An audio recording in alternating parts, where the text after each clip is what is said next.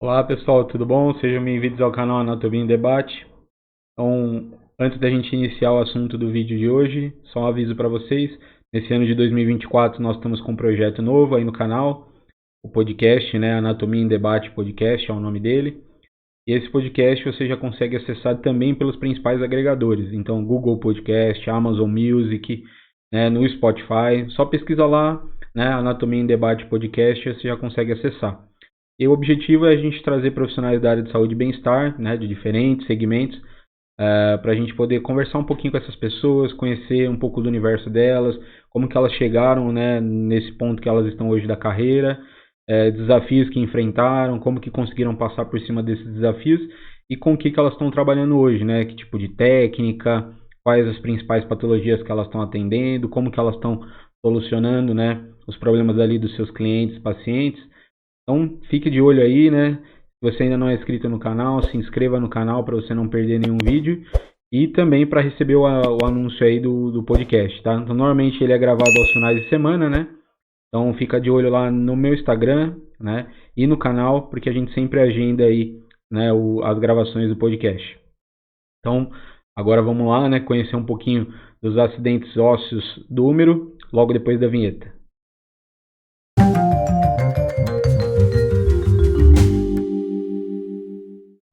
Então tá aqui, né? Vamos falar dos acidentes ósseos do úmero. Começando aqui com a cabeça do úmero, né? A região aqui do úmero que vai se articular com a escápula, né? Aqui na cavidade glenoide, formando a articulação glenohumeral. Reparem nessa imagem aqui do meio, né? Que a cavidade glenoide aqui da escápula, ela é uma cavidade, né? Ela é rasa e ela não tem o contato com toda a cabeça do úmero, né?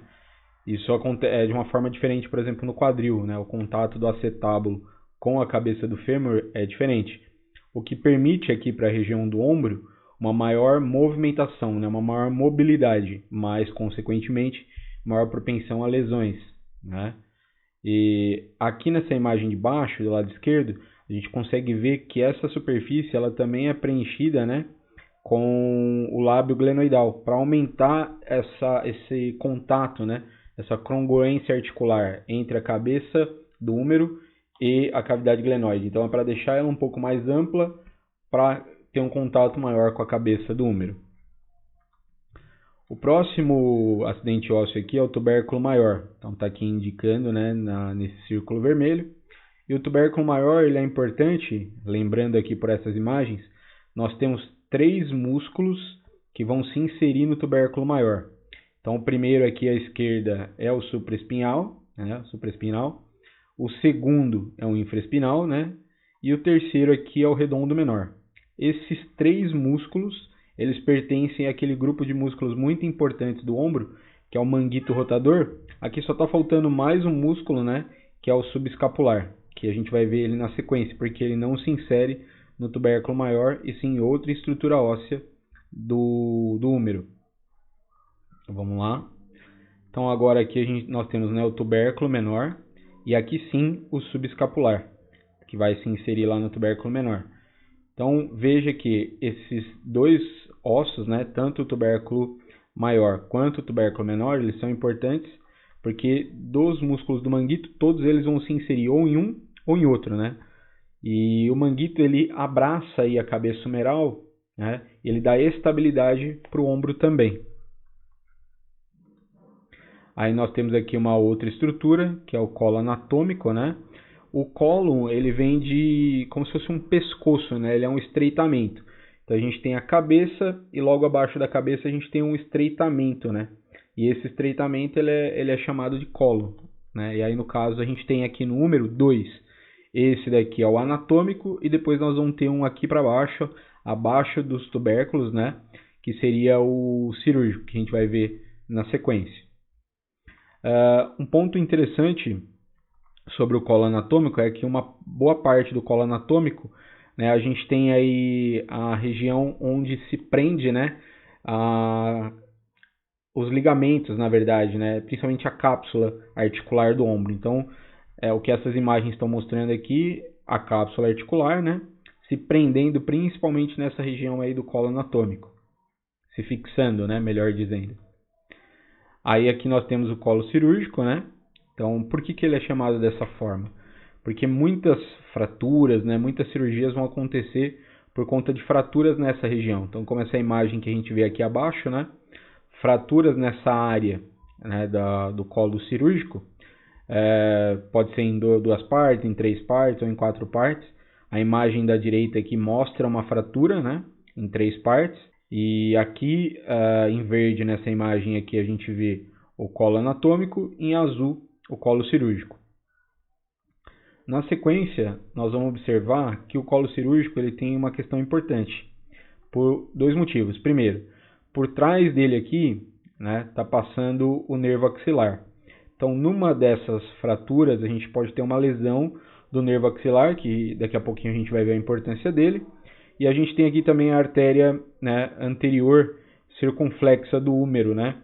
Então, essa artéria circunflexa anterior do húmero aqui, um dos ramos dela vem para a cabeça do húmero. Então, também pode acontecer, tanto por fratura no colo anatômico quanto no colo cirúrgico, uma ruptura dessas artérias aqui, né, dessa artéria.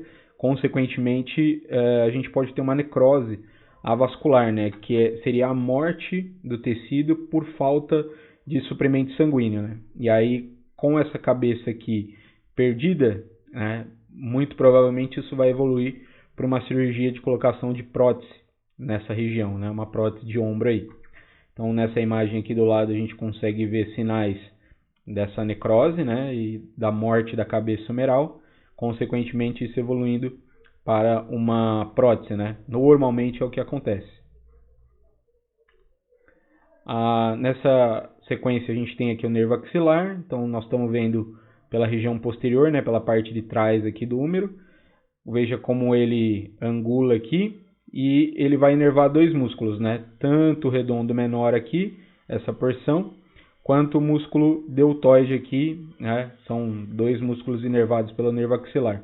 Então, uma lesão aqui no colo cirúrgico pode danificar o nervo, levando a um comprometimento desses músculos também, principalmente, né, o deltoide por estar mais próximo aqui, mas pode acontecer também com o redondo menor. Nós temos aqui o sulco intertubercular, que é o espaço, né, uma depressão que nós vamos ter entre os 2 tubérculos, né, o tubérculo maior aqui e o tubérculo menor. Então existe um buraco aqui, uma depressão, chamada de sulco intertubercular. E nesse sulco intertubercular a gente vai ter a presença do tendão, né, da cabeça longa do bíceps braquial. Então a cabeça longa ela vai se originar aqui, né, no tubérculo supraglenoidal, né, e que é uma estrutura óssea que fica aqui acima da cavidade glenoide, e ele desce, né, passa por esse sulco e depois ele se junta, né, com a cabeça curta do bíceps até se inserir lá no rádio. Aqui nós vamos ter a margem lateral do húmero, né, um lado do húmero aqui, a parte lateral, a parte externa aqui, e a parte interna que é a margem medial. Né? Então toda essa lateral interna aqui é a margem medial e toda essa lateral aqui externa é a margem lateral. Olhando ele de frente, né, nós vamos encontrar toda essa face anterior, então pensa como se fosse uma moeda, né? Então isso aqui, por exemplo, seria, vamos supor, né, face anterior e aqui face posterior, né, ou vice-versa, né? Então, por exemplo, se aqui for face anterior, aqui seria face posterior. Então aqui acontece da mesma forma, face anterior do húmero e olhando de costas, né, nós temos aqui a face posterior. Aqui já fica uma questão importante. Então, por exemplo, como é que eu sei que esse húmero aqui ele é o húmero direito e não é o húmero esquerdo, né? Então, primeira coisa, eu localizo acidentes ósseos que me indicam, né, que isso daqui é a parte anterior e não a posterior. Então, eu vejo pela cabeça aqui, eu vejo pelos tubérculos, né, maior e menor, que são mais evidentes aqui, né? O menor eu não consigo enxergar na parte posterior, só na parte anterior. O sulco, né, eu também só vejo na parte anterior, tá? Aqui, tanto o capítulo quanto a tróclea, por exemplo, eu vou enxergar desta forma, né? O capítulo, ele é lateral, porque ele se articula com o rádio, e a tróclea, né, é medial, porque se articula com a una, né? Então, se eu sei que isso aqui é lateral, eu sei que isso aqui é medial, eu consequentemente já sei que a cabeça do húmero também ela é mais medial em relação, por exemplo, ao trocânter, né? Então eu sei que essa é a parte lateral, essa é a parte medial. Consequentemente, já sei que isso aqui é a região anterior. E ainda tem aqui, né, a fossa coronoidea, por exemplo, né, e a fossa radial, que são duas estruturas que eu consigo visualizar aqui, que eu não vou visualizar na parte posterior. Na parte posterior eu vou ter a fossa olecraniana, né, ou a fossa do olecrano. Então são estruturas que vão me indicar se eu estou olhando o húmero direito ou o húmero esquerdo, se eu estou olhando a região anterior ou a região posterior do osso.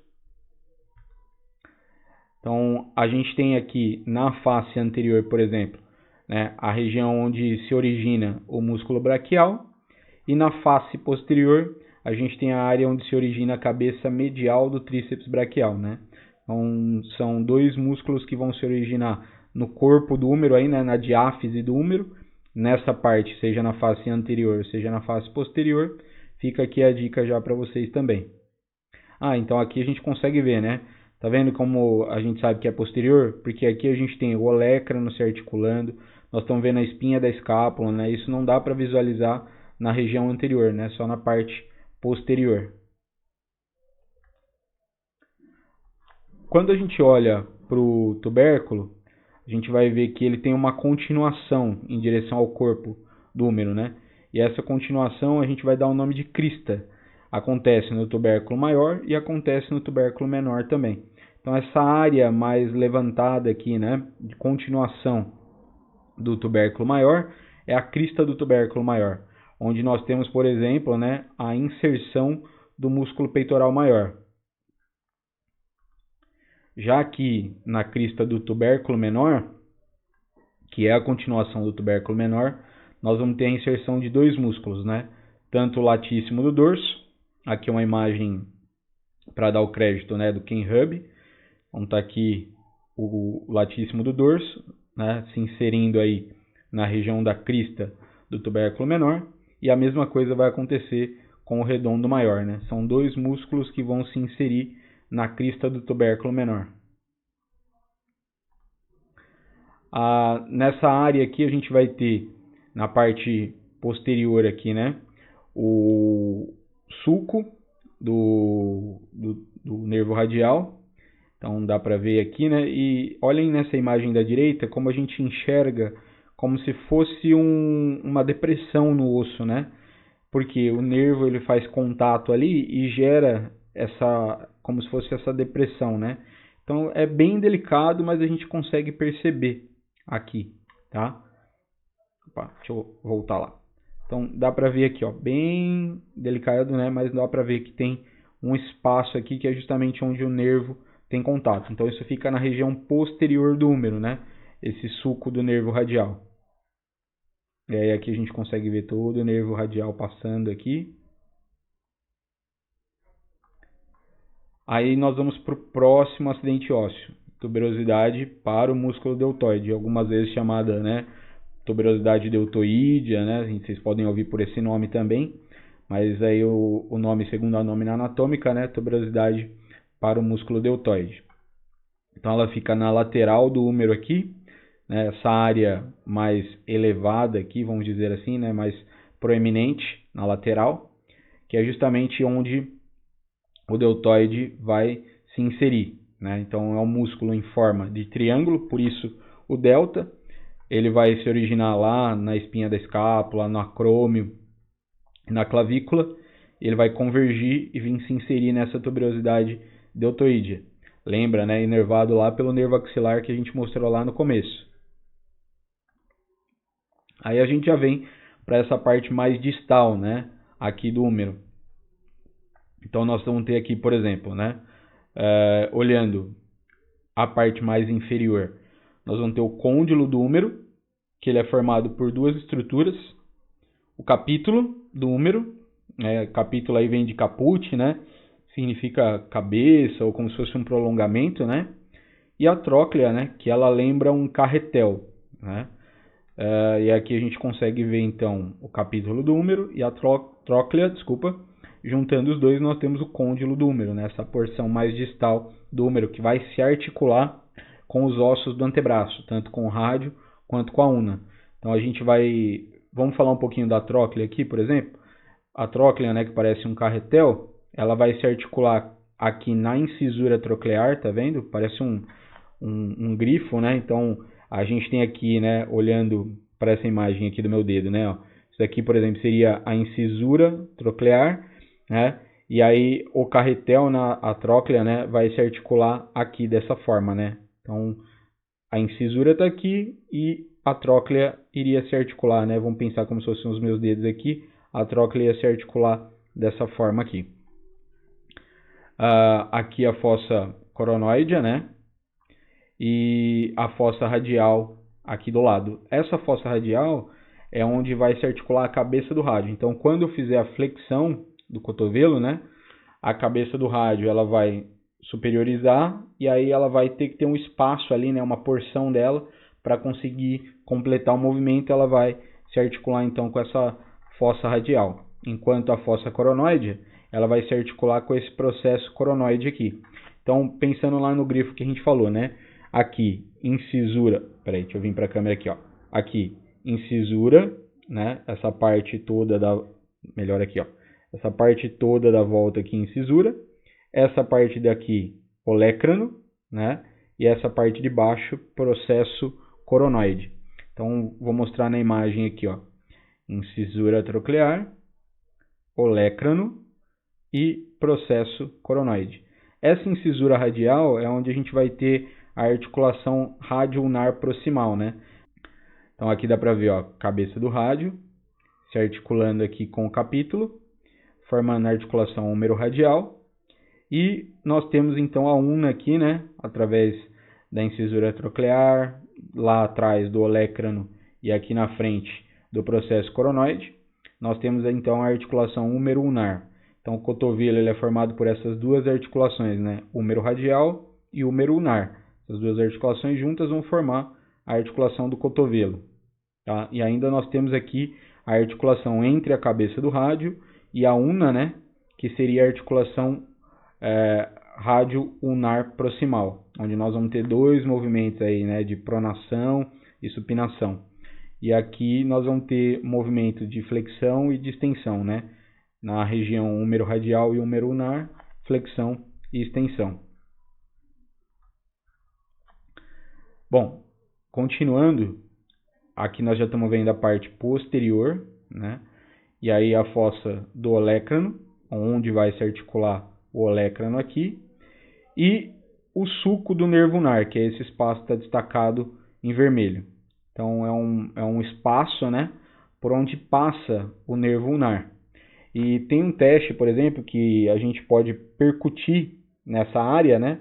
Então a gente vem e percute, tá? Na área aqui, né, medial, desculpa. A gente vem e percute aqui na região medial. E aí já fica a dica, como é que eu sei, né?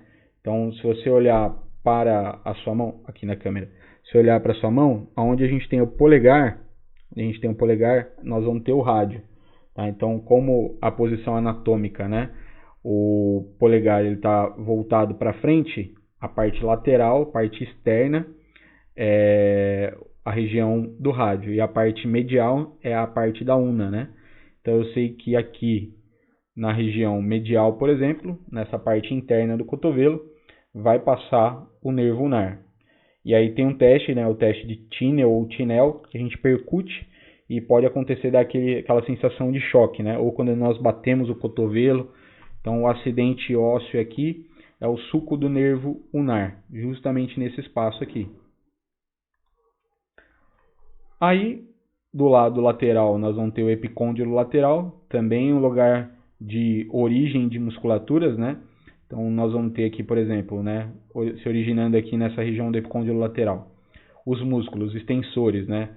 Então, tanto de punho e dedos, mas extensor radial curto de carpo, extensor dos dedos, extensor do dedo mínimo e extensor ulnar do carpo.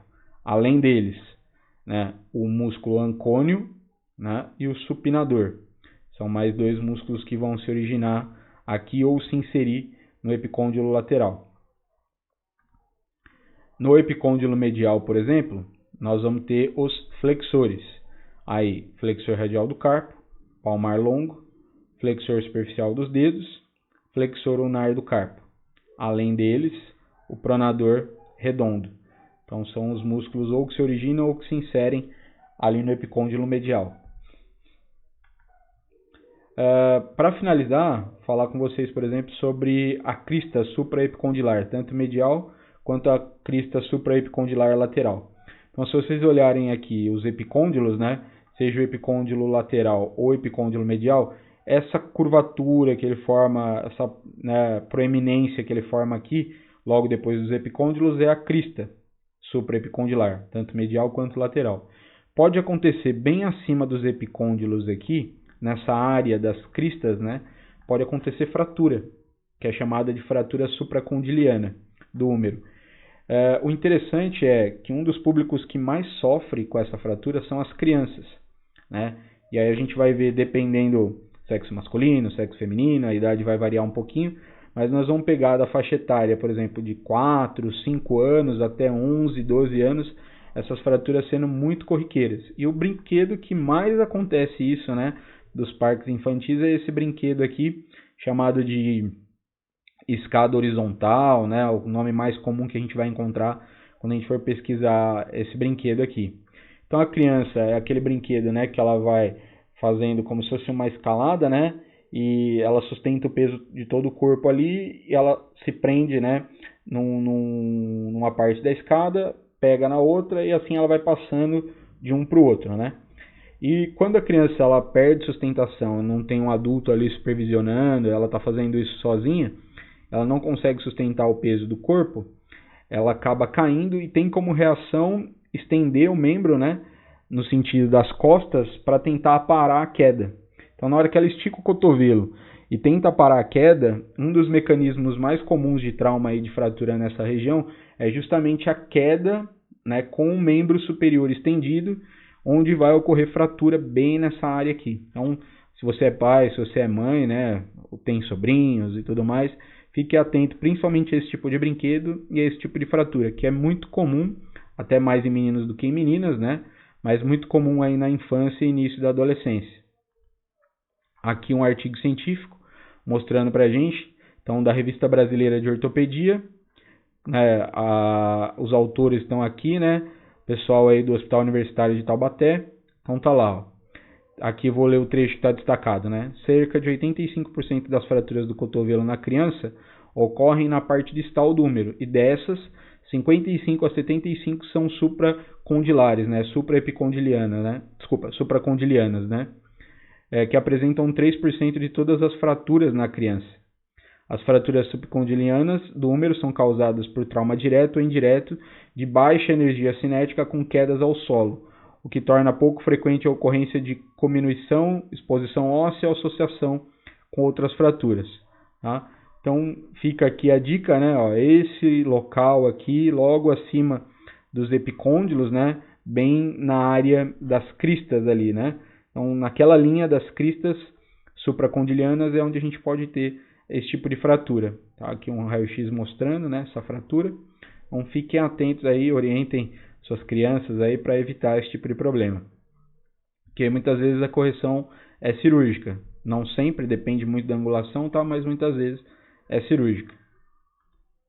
E fica um bônus aqui para vocês com a vista anterior, né, do húmero e posterior, com as setinhas aqui para vocês printarem ou imprimirem, né, e tentar ir colocando os nomes. Então pega uma folha de caderno, né, vai lá e escreve, né, para gravar esses acidentes ósseos aí. Então espero que tenha ajudado. Qualquer dúvida, né, coloca aí nos comentários que a gente procura responder. E não se esqueçam, né, podcast, né, Anatomia em Debate. Essa semana já temos mais um, quem sabe aí nas próximas semanas também.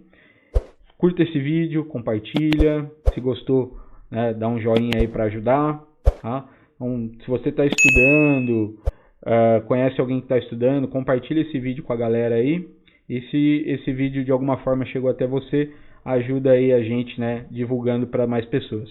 Então, tudo de bom para vocês, forte abraço e até a próxima.